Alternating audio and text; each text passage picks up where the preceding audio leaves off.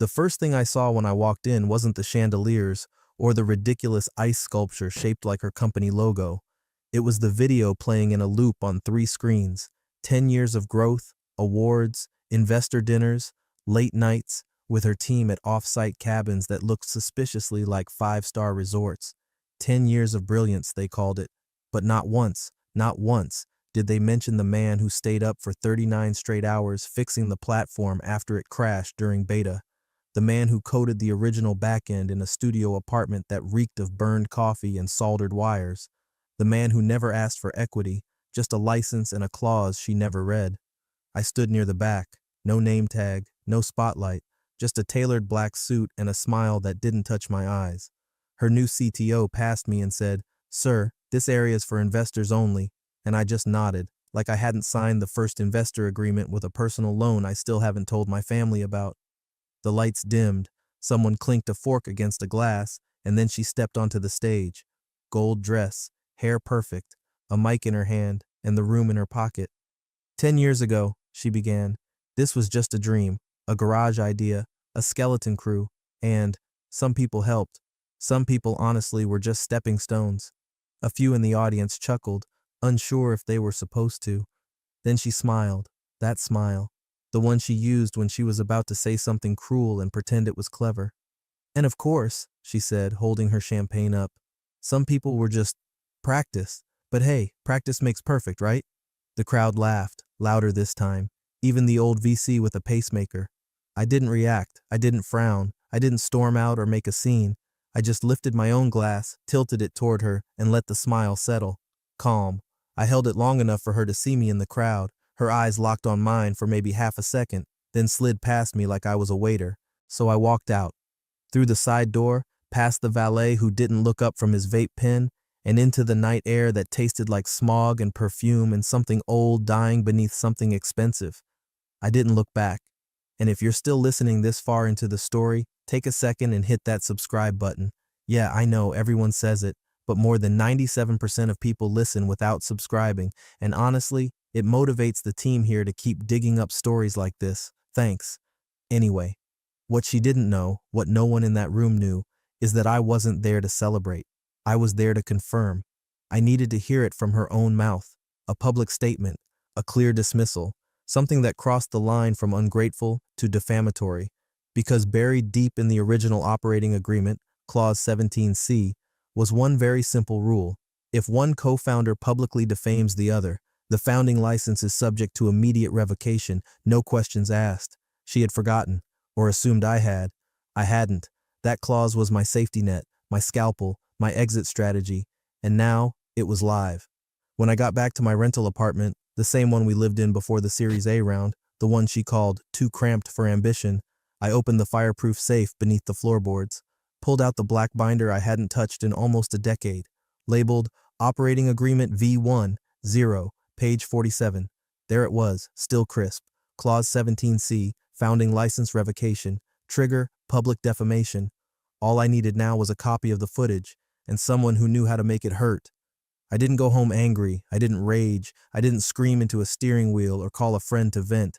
I sat in the airport lounge with a ginger ale and watched her speech again on someone's LinkedIn story. The part where she said practice got clipped into a neat little reel, captioned with emojis and #boss energy. My name was never said, but that didn't matter. I was the ghost she'd exorcised with applause, so I smiled. Not the broken kind, the kind with teeth, no text, no warning, no dramatic midnight confrontation. I got on a red eye and flew home in silence. Seat 14A, noise-canceling headphones, no music, just the dull hum of engines and a mind slowly sorting through 10 years of neglected details. My apartment looked the same as it did the day she left. I'd never changed the couch. Still had the creaky drawer in the kitchen where we used to keep receipts. The walls were bare, had been since she took the aesthetic stuff. All that remained was a simple bookshelf, a cheap espresso machine, and a false floorboard under the bed. I knelt, pulled it loose. The safe clicked open like it had been waiting. Inside, a single file, matte black, worn at the corners, labeled in her handwriting, back when she still trusted mine. Operating Agreement V1, 0. I flipped to page 47, didn't need a bookmark. My thumb knew the thickness. There it was, Clause 17C. Founding license remains active and protected except in cases of demonstrable public defamation by a co-founder, in which case it may be revoked at will by the licensed contributor. Activation requires time-stamped evidence submitted to legal. Compliance must validate revocation within 72 hours. She never read past the first 10 pages. Back then, she was all vision, no detail. I was the one who wrote most of the contract's bones, because lawyers were expensive and time was tighter than sleep. She never asked why I wanted the clause. Sounds dramatic, she had said once, glancing at the draft while eating cereal. We're not going to defame each other. We're not in high school. No, we weren't. But I knew better than to assume clean exits in messy ventures. I scanned the page into a new PDF, slapped a fresh timestamp on it, and began sorting my digital archive. Server access logs from the original prototype days, emails with the first design mockups, my headers, my comments. Git commit history tied to my personal repo. Her team had since layered shiny features on top of the product, but the foundation, the architecture, that was mine, still running on the same original license key I generated. I had kept everything, not because I wanted to use it, but because I knew she wouldn't. At 4:38 a.m., I made one call, not to a lawyer, not to a fixer, to Paul Norelli, ex-colleague, compliance auditor, and the one man who understood what the clause actually meant in practice. He picked up on the third ring, groggy. Donovan, he mumbled. It's been, what, 6 years? 7, I said. But I kept the papers. Pause. No kidding.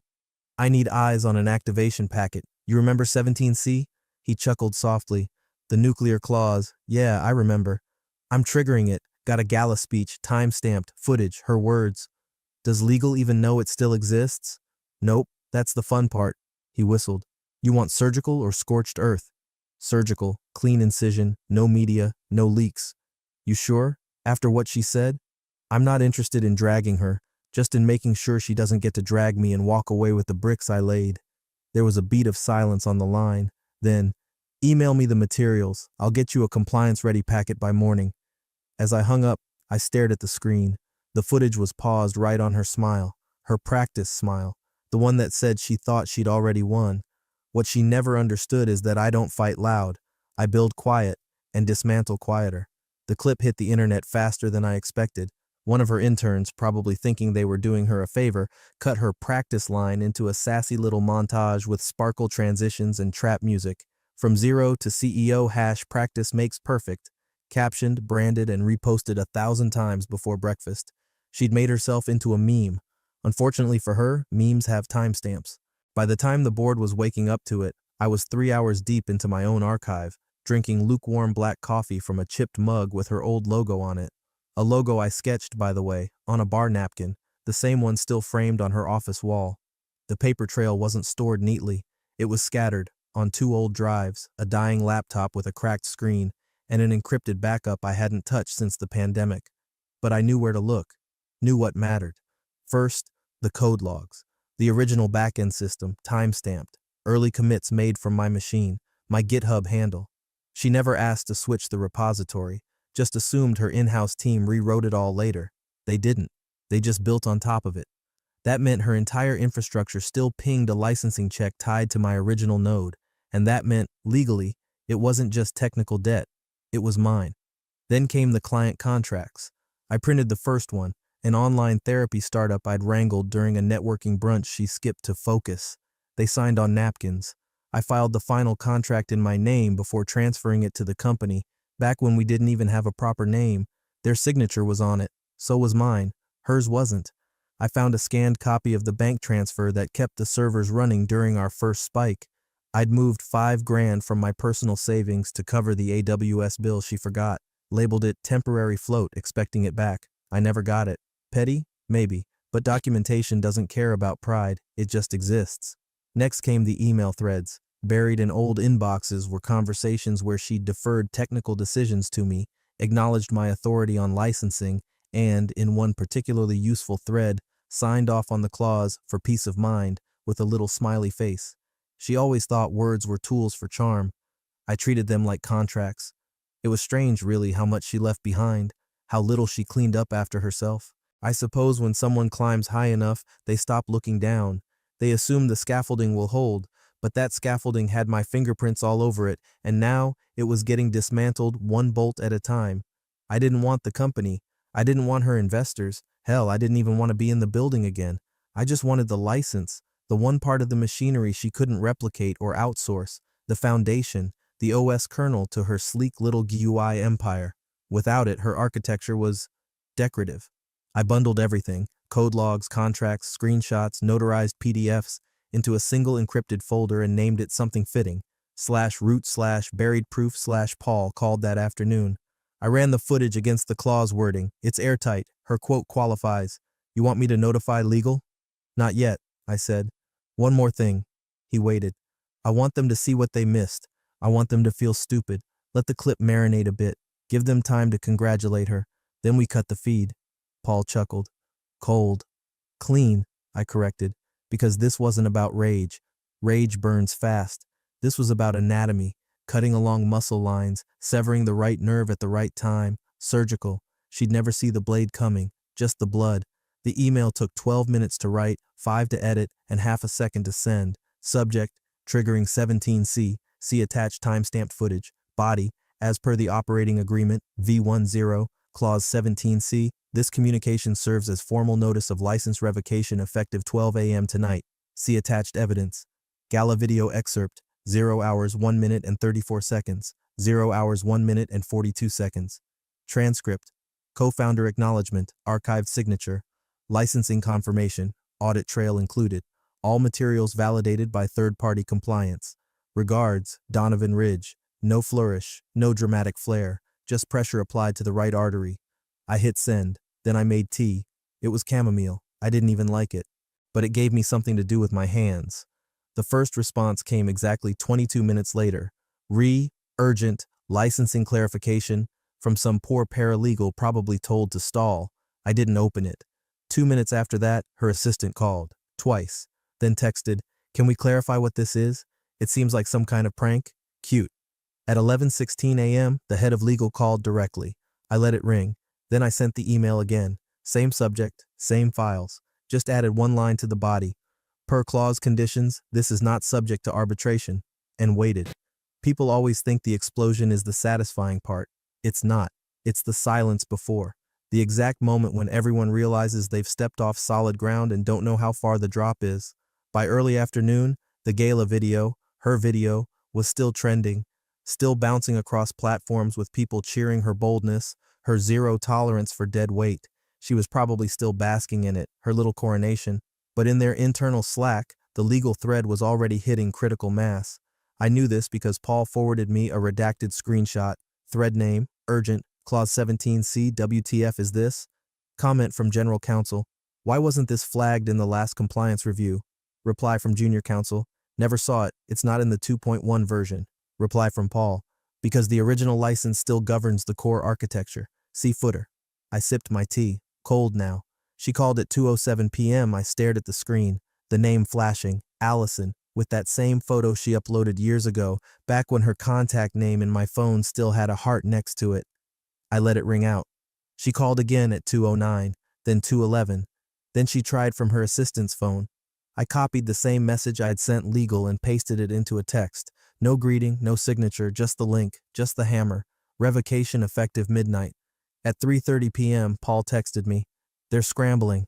Can't get a straight answer from IT yet, but panic mode's active. Security already printed your clause and pinned it on legal's whiteboard. That made me smile. At 5 p.m., I turned off my phone. Not because I didn't want to hear them beg, but because by then, everything that needed to happen had already started happening. The firm's operating system, its backbone, its DNA, still relied on the original licensing agreement, the one tied to the repository I built, the one triggered by a compliance lock if revoked. They'd built layers on top of it, UI, analytics, investor dashboards, but underneath, the bones were mine, and now the marrow was being drained. By midnight, they wouldn't crash. That would have been too theatrical. They would freeze, a stillness, an eerie pause in data flow, just long enough for every client to ask, what's happening? And by the time they answered, the license would be gone. At exactly 12:01 a.m., a silent tremor passed through the company's infrastructure, too quiet for alarms but loud enough to snap every back-end service into a hiccup. Just a flicker, a blink. For 10 seconds, client dashboards stalled mid-load. The AI models paused their output streams, and then the spinning wheels started multiplying, circles chasing themselves with no result. On the surface, it looked like a server load issue, a minor bug, something a junior dev could patch by sunrise. But it wasn't. The compliance key at the core of their system had just failed its midnight ping. Validation error, authorization key revoked, clause 17C compliance lock engaged. Timestamp 12 hours 0 minutes and 0 seconds AM EST. The kill switch didn't delete anything. It didn't scream, didn't flash, didn't break. It just withheld. It was designed that way. By 12:04, Slack exploded. Hash alerts, dev, hash alerts, ops, hash alerts, client facing. By 12:07, her phone lit up, first with texts, then with actual calls, a sequence so rapid it looked like a glitch. Each notification buzzed before the previous one faded. She was still in the penthouse suite above the ballroom, half a flute of Prosecco left on the windowsill, heels kicked off, makeup smudged from dancing and praise. She glanced at the phone, annoyed, thought it was probably another congratulatory message. Then she saw the words, urgent, clients locked out, can't access premium tier backend validation failing. She called her CTO, no answer, called again, then legal. By 12:12, she was in the lobby, barefoot in a silk gown and trench coat, screaming at the concierge for her car. The ride over was silent except for the sound of her tapping, furious Slack messages and all-caps emails. Fix it. Why now? Where is the team? At 12:31, she burst into HQ like a storm in velvet, heels back on, mascara smeared down one cheek. It was gathered in a semicircle around a glowing monitor. They parted as she stormed in, her stilettos clapping like warning shots on the polished tile. Talk, she barked. Now. No one spoke, just turned the screen toward her. There, in black and white, authorization key, revoked compliance lock, clause 17C triggered effective, 0 o'clock EST issued by Donovan Ridge validation node, inactive override, not available. She stared at it, blinked, shook her head like the screen might change if she looked hard enough. What the hell is clause 17C? She demanded. No one answered, because none of them had ever heard of it. One brave intern opened a PDF Paul had just sent over, the original operating agreement, page 47. He read aloud, voice cracking halfway through the clause. Her face turned white. That's not enforceable, she whispered. The head of legal, now fully dressed but visibly sweating, shook his head. It's signed, notarized, time-stamped. He triggered it within conditions. We missed it in the restructure. But we did a full audit, she hissed. Of the new agreement, legal muttered. The foundation still operates under V1.0. She looked around the room, at engineers she'd bragged about hiring from Google, at lawyers who once called her the sharpest in the valley. None of them could meet her eyes, because none of them had seen the knife coming. She turned to the screen again, tapped it with a manicured finger like it might respond differently this time. Fix it, reboot it. I don't care if you have to call the NSA. Fix it. We can't, the CTO said quietly. We're locked out of the license validator. The root node is external. It always has been. Whose idea was that? He didn't answer, because everyone in that room knew the answer, hers. She was the one who told him years ago, just use Donovan's node, he'll never pull it. Now she was watching the very thing she dismissed turn to ice beneath her. No screaming could thaw it, no threat could reverse the clock, and no one in that room could undo the fact that everything she built sat atop something, someone she called a stepping stone. Now the foundation was gone, and the castle was silent. By 7:45 a.m., the boardroom was full. No croissants, no cappuccinos, just silent suits and bleary eyes, half of them still in the clothes they wore to last night's gala. The other half looked like they'd slept in their cars, because some of them had. The CTO hadn't even changed. He stood at the far end of the table, arms crossed, jaw clenched like someone awaiting sentencing.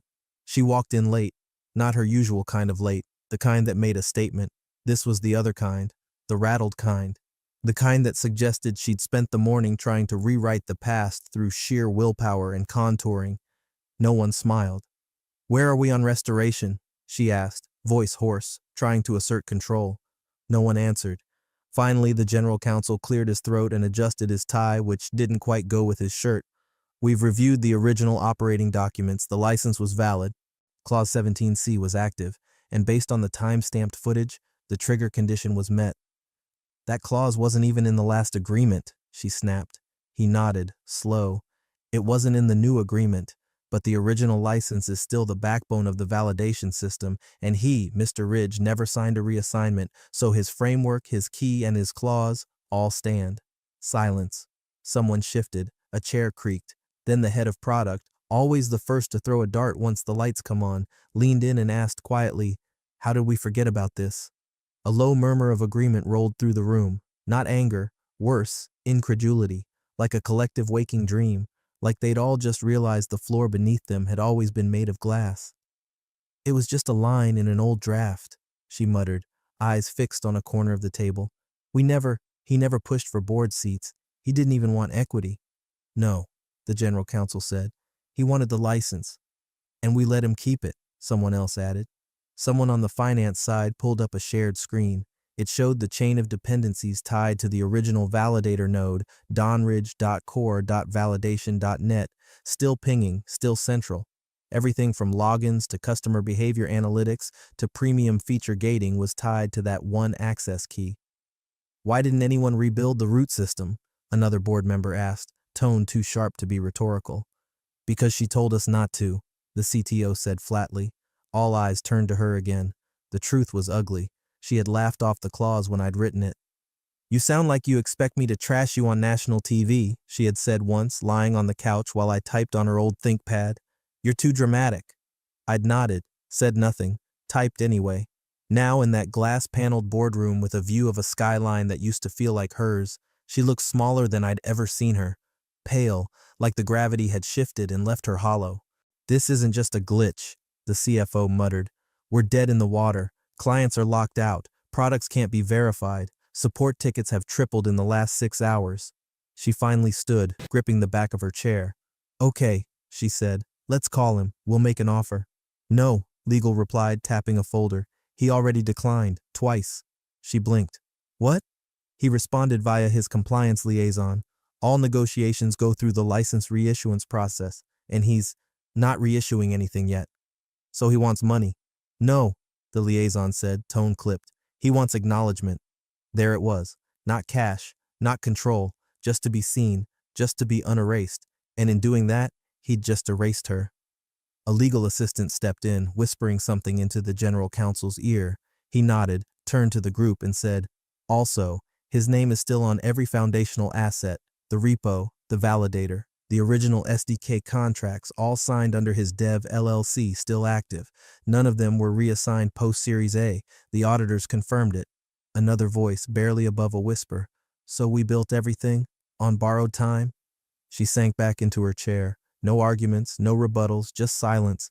Not the kind that waits for someone to speak, the kind that realizes the cliff edge was behind them the whole time. The call came at 9:41 p.m. I let it ring 3 times, not out of hesitation, but because I wanted her to feel the suspense, just long enough for her to imagine I wouldn't pick up at all. Then I answered, didn't speak, just waited. Her breath hit the line before her voice did, shallow, irregular, the kind that comes when someone's holding back panic but doesn't want to sound weak. "Donovan," she said, soft, uncertain. I stayed quiet. "I didn't mean it like that." Still nothing. She took a shaky inhale, then tried again. It was a joke, just a line. You know me. You know I would never. I didn't think it would go viral. I didn't think anyone even remembered." I spoke finally, calm, steady. "That's the problem. You didn't think." Pause. "I didn't mean to humiliate you." "But you did." Her voice dropped to a whisper, like she thought maybe the lower the volume, the less true it would sound. I was just trying to sound confident up there. It was a big night. I thought if I framed it as a journey, with practice and then growth." "You framed it," I said, cutting in, "like I was a pair of worn-out shoes you left behind in a motel." Her silence wasn't guilt. It was fear masquerading as empathy. I could hear it in the way she swallowed. "Can we talk?" she asked, desperate now. "I mean, really talk? Not with lawyers, just us." I pictured her, probably sitting in that corner office with the fogged-up glass, staring at the skyline she used to command, hoping to scrape together some dignity from the ruins. I imagined the trembling fingers around her overpriced mug, the assistant she sent home early to look brave, the half-written apology email in her drafts she knew I'd never open. I leaned back in my chair and looked out my own window. No skyline, no skyscraper glow, just streetlights and the hum of a city that doesn't pretend to care who's winning.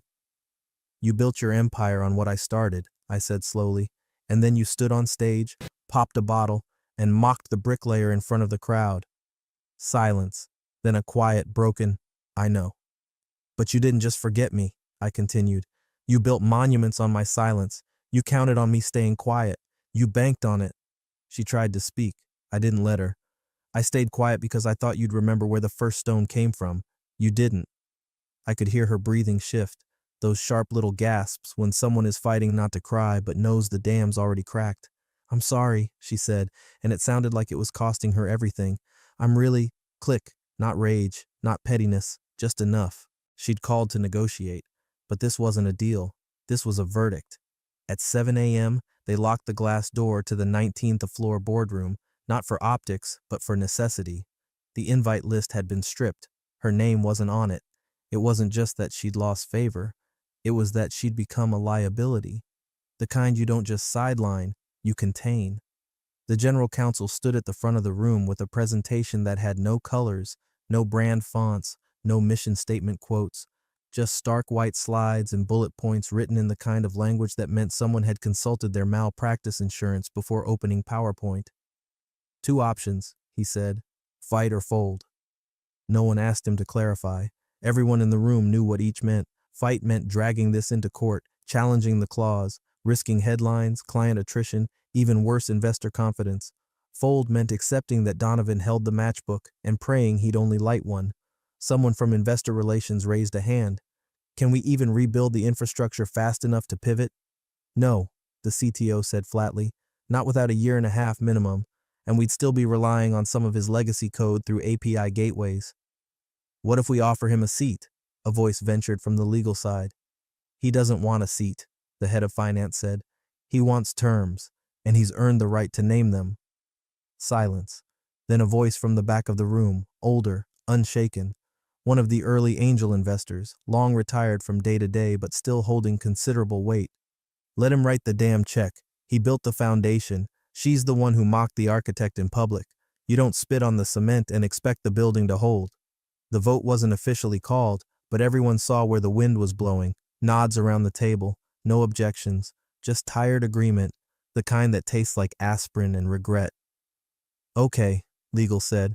We'll draft an offer. Full compliance transfer, licensing authority backdated. He chooses the terms of reissuance. We put his name on the masthead. Hers comes off all product comms. And, this came through just before the meeting, he included one final clause in the response packet. He turned to the next slide.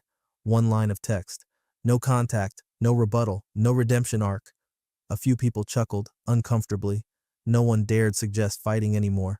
Across the hall, in her corner office, the one with the floor-to-ceiling view of the city she used to command, she sat in silence. Phone dark, email locked, Slack access revoked hours earlier. She'd felt the shift, the silence that meant decisions were being made without her, the kind of silence she used to weaponize. Now it was aimed at her. She stood, straightened her jacket, and walked toward the elevator. Security was waiting outside the door. 2 of them. Not aggressive, just present. She kept her eyes forward, didn't flinch, but when she reached for her badge and pressed it to the reader, the scanner lit red. Access denied. A soft buzz. Then stillness. The taller guard took a half step forward, not speaking. She didn't yell, not yet. She stared at the reader like it had glitched, then tried again. Red. The guard finally spoke, voice low. You'll be escorted to collect your personal items. We've been asked to remain discreet. She looked past him, to the hallway where the boardroom door remained shut, where decisions were still being made that used to require her signature. Now, she wasn't even on the CC line. She opened her mouth, but nothing came out.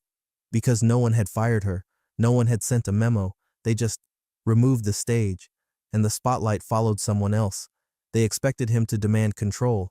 That's what people like her feared most, that the quiet ones secretly wanted the throne, that all that silence had been strategy, not restraint. That the moment the tables turned, the supporting character would suddenly leap onto the main stage and claim the crown.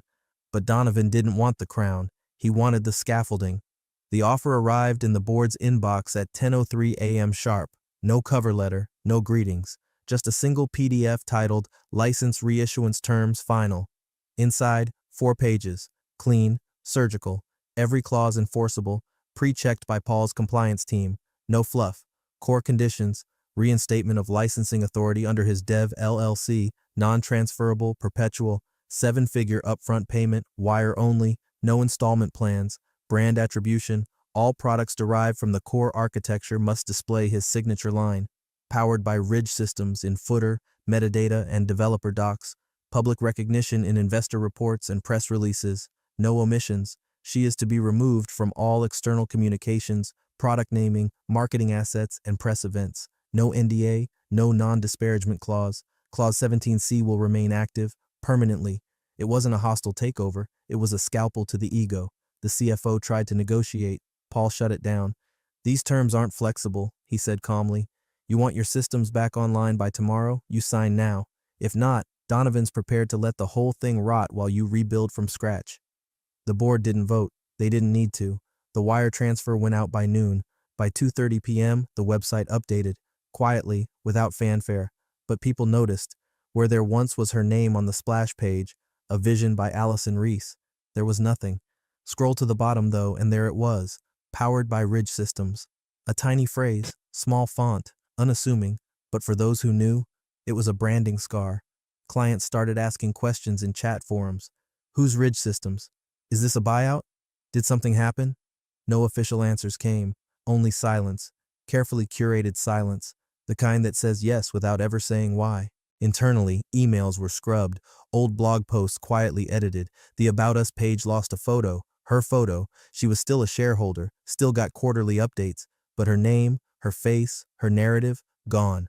Clause 17C became legend. It made the rounds in founder circles like some kind of folklore cautionary tale. Tech Twitter turned it into a meme. Don't 17C yourself. Venture podcasts started using it as a case study in contract literacy. Even law firms began referencing it in onboarding decks. And Donovan? He didn't gloat, didn't give interviews, didn't tweet. He just kept his systems running, invoices paid on time, and watched as the tech world slowly rewrote its heroes and quietly remembered the architects they'd erased. His was the name in the fine print now, and hers? She'd become the ghost in the metadata. The auditorium lights dim as the last slide clicks into place. Her face, perfectly framed, carefully lit, smiles at the audience with that same practiced warmth she used to reserve for press junkets and investor dinners. The backdrop is modest, a small college in Portland, something with innovation in the name. Fewer cameras, less glitz, a safer venue now that the shine is dulled. She's giving a talk on resilience and leadership. Of course she is. Wearing charcoal slacks and a navy blouse, she paces the stage slowly, measured, like someone who's taken a few too many public speaking courses. She nods meaningfully when she talks about failure as a stepping stone. She makes a strained joke about cancel culture, and the audience gives her the polite chuckle she's clearly practiced for. But the sparkle in her eye? It's gone, replaced by the shimmer of someone who's been living in the aftershock of her own undoing, the kind of undoing that doesn't scream. It just reconfigures the floor beneath you until nothing quite balances anymore. During the Quanda, most of the questions are softballs. What inspires her? How does she balance vision with operations? What book changed her life? Then, from the back row, a male student, probably early 20s, too young to be intimidated, too smart to be deferential, raises his hand. Yeah, hi, he says. I just wanted to ask, was it true? About the founding license? That you lost it because of a clause? The room tenses. A few people lean forward. She smiles, but her jaw tightens at the hinge. I'm not sure where you heard that, she says lightly. TechCrunch, he replies. A beat. She glances toward the moderator, who suddenly finds something interesting in their water bottle. She exhales, leans into the mic. It was resolved amicably, she says, voice even. Some things just evolve. A few people nod. Some don't buy it. The Quanda ends shortly after. She steps off stage to modest applause. No standing ovation, no rush for selfies, just a few kind words, some thank yous, and then she's escorted to the green room where she pulls off her heels and stares blankly at a bottle of still water. Across town, Donovan sits in a sunlit co-working space in a quiet corner, headphones on, hoodie up. He's not watching the talk, he's editing license documentation. The new revision of the API compliance sheet goes live in 15 minutes. His coffee is cold. He doesn't care. He clicks open a tab in his admin panel, ridgecore.dev/license, and scrolls down to the clause section. There it is. Clause 17C, public defamation consequence, still active. He adds a footnote, just a small update to clarify that non-verbal gestures of contempt, if publicly recorded and clearly directed at the license holder, also qualify as breach material. It's legally unnecessary, but it makes the point.